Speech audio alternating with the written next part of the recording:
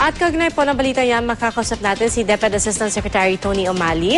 Asek Umali, magandang tanghali, si PR kang help po ito. Magandang tanghali sa iyo, Pia, at sa lahat ng inyong manonood at tagapakinig. Asek, baka pwedeng linawin lang natin, no? Although every year naman, di ba, naglalabas tayo ng paalala sa mga magulang. Ano ho ba talaga ang ruling ng DepEd kaugnay sa paniningil ng graduation fee? Kasi di po ba pagdating sa mga public schools, hindi dapat ito sinisingil? Tama po yun. Base din po dun sa DepEd order na nabanggit niyo po kanina sa inyong ulat, bawal po talagang mangolekta ng kahit anong fees sa graduation.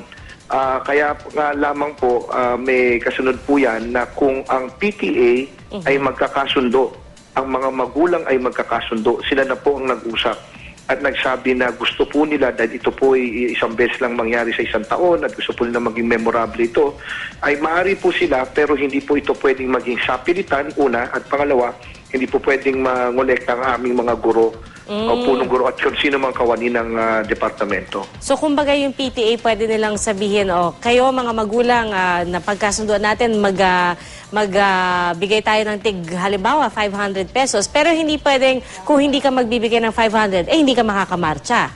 Yun ang bawal. Klaro po yun. Tama po yun. Wala akong sapilitan, voluntaryo. At kapag kung ginawa po nila, babalik po tayo dun sa unang patakaran. Ayaw po natin ng koleksyon kahit ano po man. Yun po ang general rule, ika nga. Ngayon, nire-recognize din naman po namin yung mga pakiusap ng mga magulang na gawing memorable ito, do simple, pero gawin gusto nilang may toga, aakyat sa entablado, may seremonya. Naintindihan po namin yun, pero kailangan voluntaryo po yan at walang sapilitan. Pero Asek, kasi parang karaniwan na rin ito, no, na tuwing papalapit ang graduation, hindi maiwasan na merong isa o dalawang magulang sa bawat eskwelahan na talagang magrereklamo. Napag-isipan na huba ng DepEd na tanggalin na pati itong provision na pumapayag na kung ang PTA nagkasundo maaring maningil? At alam niyo, pinag-iisipan namin pong mabuti yan.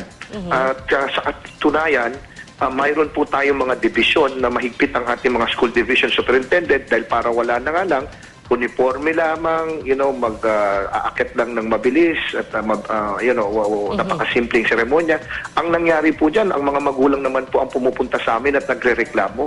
Ang sinasabi po nila, pati yung walang pambayad, kami ang sasagot dahil meron naman kaming nakuhang sponsor. O kaya si congressman ganito naman ang sasagot. So kailangan po namin talagang balansehin kasi nire-recognize din naman po namin yung panawagan ng mga magulang na willing na magboluntaryong kontribusyon at takuhin ang mga hindi makakabigay para ho magkaroon ng simpleng seremonya. Pero tama po yung sinasabi niyo, binabalanse po namin yan. Pero ang kailangan hong klaro, pinapaabot po namin sa lahat ng mga magulang, kung ayaw po ninyong sumang-ayon yung mga magulang doon sa napagkasunduan, wala hong pilitan yan. So bawal pwede, po yan. Ipagbigay alam niyo po sa amin. Okay, dapat isumbong po sa DepEd. Kasi nga, Asek, hindi naman, diba, ibig sabihin na kung hindi sila mangongolekta, ang PTA, kung hindi sila mangongolekta, hindi naman ito nangangahulugan na walang graduation ceremony. Tama po yun. Tama po yun. Kasi maaari pong ang patakaran naman natin, hindi naman po kailangan nakatoga.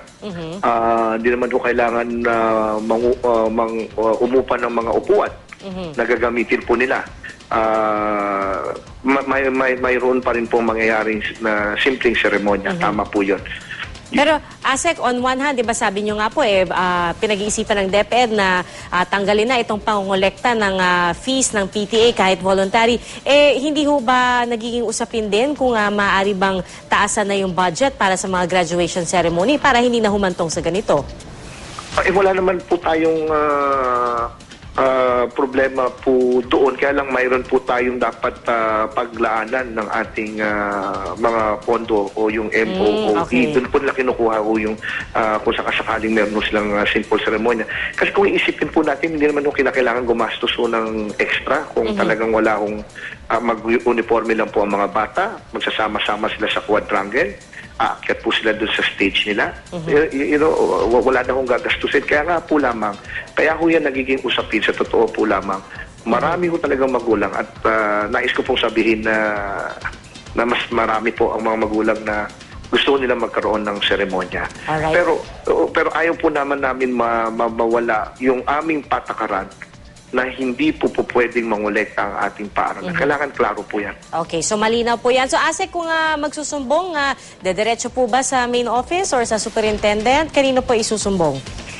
Sa main office, maaari sa superintendent, pwede rin po nilang ipagbigay alam at ang pagkakaalam ko na i-flash na ho yung aming hotline. Pwede po silang tumawag at makakasiguro po sila. Marami na po kaming inaksyon ng ganyan. At aaksyonan po namin yan. Sigurado po yan. Maraming salamat po at magandang tanghali po sa inyo, ASEC Tony Umali ng Department of Education. Mabuhay po kayo. Salamat.